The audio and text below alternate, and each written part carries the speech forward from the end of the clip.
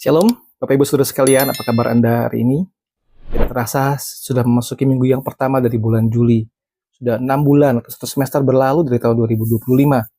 Mari kita sejenak dan kita menghitung segala berkat-berkat Tuhan dalam kehidupan kita.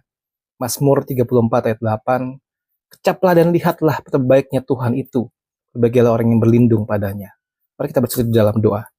Dalam surga kami mengucap syukur buat berkat yang Tuhan berikan kepada kami hari lepas hari. Sudah setengah tahun Tuhan menyertai kehidupan kami dalam tahun ini. Tahun yang tidak mudah. Bersama dengan Tuhan kami mengimani bahwa apapun yang terjadi dalam hidup kami, Tuhan beserta dengan kami. Tuhan berkatilah renungan pada saat ini dan jadi berkat bagi kami semua.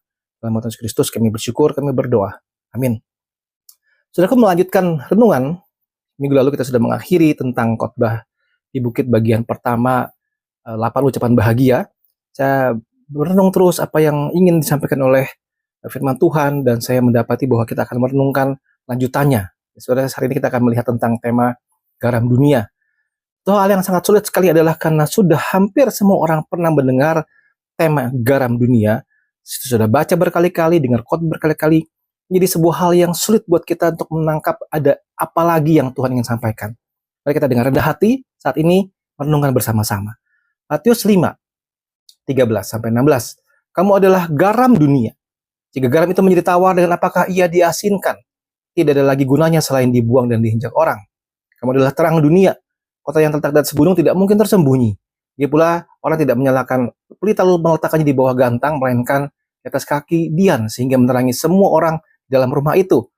Itulah hendaknya terangmu bercahaya di depan orang, mereka melihat perbuatanmu yang baik dan memuliakan Bapamu yang di sorga. Fokus kita ada di dalam ayat yang ke-13. Saya ulangi sekali lagi. Kamu adalah garam dunia. Garam itu menjadi tawar, dan apakah ia diasinkan? Tidak ada lagi gunanya selain dibuang dan diinjak orang. Sudah bayangkan jikalau kita makan atau minum sebuah semangkuk sup yang tanpa garam. Isinya menarik, ya, tetapi hambar. Setelah kita satu sendok pertama kita merasa tidak ada selera. Tidak ada sesuatu yang memberikan rasa nikmat atau enak, karena hambar, karena ternyata yang masak tidak menaruh garam sama sekali. Sepertilah kira-kiranya saudara kalau dunia tanpa kehadiran orang Kristen yang hidup sesuai dengan firman Tuhan. Garam sedikit saja bisa mengubah seluruh rasa. Berapa hal yang kita akan sama-sama mencari tahu lagi, merenungkan lagi, apa sih maksudnya? Garam itu memberi rasa. Hidup yang membawa satu perubahan positif. Itu yang Tuhan katakan, kamu adalah garam dunia. Garam harusnya memberi rasa. Sahabat yang ke-6, hendaklah kata-katamu senantiasa penuh kasih, jangan hambar, jika kamu tahu bagaimana kamu harus memberi jawab kepada setiap orang. Sebenarnya kita belajar, itu kita ada di mana-mana, kita memberikan rasa, memberikan satu perubahan yang positif, memberikan satu sukacita, penghiburan. Kata-kata kita membangun orang lain. Tengah-tengah situasi-situasi yang tidak mudah saat ini, kita bukan malah membuat negatif, tetapi memberikan satu semangat sekali. Saudara, sedikit saja garam bisa mengubah seluruh rasa masakan. Kita bersikap ramah pada sesama kita. Pelayan restoran yang melayani kita, ucapkan terima kasih. Rekan kerja yang sedang tertekan, kita tegur, kita sapa, kita coba doakan. Kita memberikan sebuah rasa, memberikan hidup yang positif, dan menyampaikan itu kepada orang lain, sehingga mereka bisa merasakan rasa asin kita. Saudara, yang kedua, garam itu mengawetkan, saudara. Menjaga moral dan kebenaran. Yeskiel 22 ayat 30, aku mencari di tengah-tengah mereka seorang yang hendak mendirikan tembok atau yang mempertahankan negeri itu di hadapanku, supaya jangan kumusnahkan, tapi aku tidak menemuinya. Saudara, Tuhan berkata, aku mencari di tengah-tengah mereka orang yang hendak mendirikan tembok, tapi aku tidak menemukannya. Apa aplikasinya, saudara? Garam ada untuk mengawetkan. Saudara, pada zaman dulu belum ada mari pendingin, es untuk mengawetkan sesuatu. Sehingga garam fungsinya juga mengawetkan. Ikan hasil tangkapan nelayan dikumpulkan, diberi garam, itu mengawetkan. Menjaga kesegaran ikan-ikan tersebut. Saudara, waktu kita sebagai orang Kristen juga mengawetkan sekitar kita. Kita menjaga moral, kebenaran di sekitar kita. Beranikah kita menolak korupsi? Beranikah kita untuk berkata jujur dan tidak dusta? Beranikah kita untuk menolak ketidakadilan? Meskipun itu semua adalah budaya umum, saudara. Hal-hal umum yang terjadi di kantor, dalam masyarakat, bisakah kita mengatakan yang benar? menjaga moral dan kebenaran. Kita mengawetkan lingkungan di mana kita berada. Lalu yang ketiga, garam itu juga memberikan proses penyembuhan, menolong penyembuhan, membawa pemulihan. 2 Tawarik 7 ayat 14, dan umatku yang atas namaku disebut merendahkan diri, berdoa dan mencari wajahku, berbalik dari jalan-jalan yang jahat, maka aku akan mendengar dari sorga, mengampuni dosa mereka, serta memulihkan negeri mereka. Garam itu menyembuhkan. Garam dipakai sebagai sebuah obat luka. Ya, marilah kita belajar menjadi pendamai, saudara. Jadi juru damai, mendamaikan konflik keluarga, komunitas. Sekali lagi saudara, waktu kita berada di tengah-tengah masyarakat, apakah malah menjadi toksik atau malah menjadi fungsi yang healing, menyembuhkan. Dan mari kita belajar membawa pemulihan kepada sesama kita. Dan yang keempat itu garam yang terlihat. Mari kita menjadi sebuah garam yang terlihat. Memang sebetulnya kalau kita lihat ya, di dalam sup misalnya ya, garamnya udah nggak kelihatan, sudah teraduk. Tapi tetap ada terlihat atau kita sebut terasa. Ya, konsistensi hidup kita. Yakobus 1:22, hendaklah kamu menjadi pelaku firman, bukan hanya pendengar saja. Sebab jika tidak demikian kamu menipu diri sendiri. Terus bisakah kita terlihat?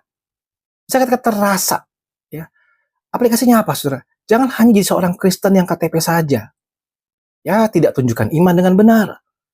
Nama boleh nama Kristen, KTP namanya nama Kristen yang sangat bagus, tetapi secara aplikasi hidup bertolak belakang, saudara.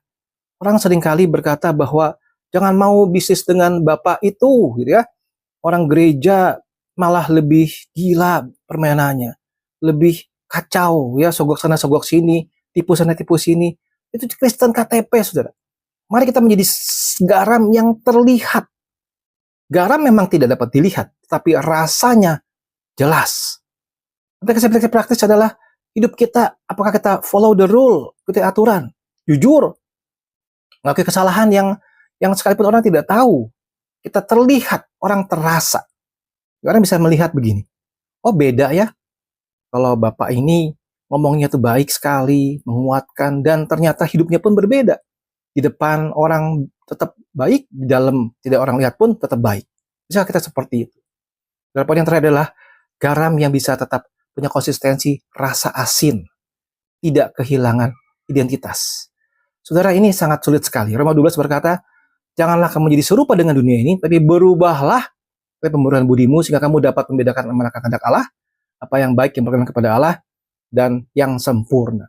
Saudara, jangan kompromi. Meskipun kita dianggap ketinggalan zaman, kuno loh. Meskipun seluruh tren melawan Tuhan, tren-tren yang terjadi saat ini, bisakah kita tetap tidak kehilangan identitas kita? Tetap menjadi orang Kristen sejati, garam yang sejati. Jikalau garam tercampur pasir, maka tidak jadi berguna, saudara. Tidak lagi terlihat atau terasa karena campur dengan pasir. Kita belajar menolak tren-tren yang merusak moral masyarakat. Tetap beribadah di tengah segala kesibukan-kesibukan kita. Terus sebagai penutup, aplikasinya begini. Saya menantang kita semua, engkau dan saya, untuk di dalam masyarakat. Jadilah agen perubahan.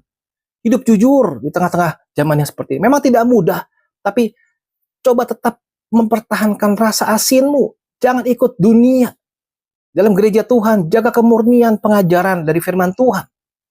Dan mari kita pikirkan sendiri, apakah ada area dalam hidupku yang belum terasa seperti garam? Meskipun kecil, tapi saya bisa menjadi garam yang bisa memberikan rasa asin bagi sekitarku, menyegarkan sekitarku, mengawetkan sekitarku, bahkan menyembuhkan sekitarku. Jadi kita berdoa, minta kekuatan dari Tuhan, agar kita bisa menjadi garam yang berdampak bagi sekitar kita. Tuhan berkata, kamu adalah garam dunia. Saudara, mari kita berusaha menjadi seorang garam dunia yang baik. Tuhan memberkati kita sekalian. Amin.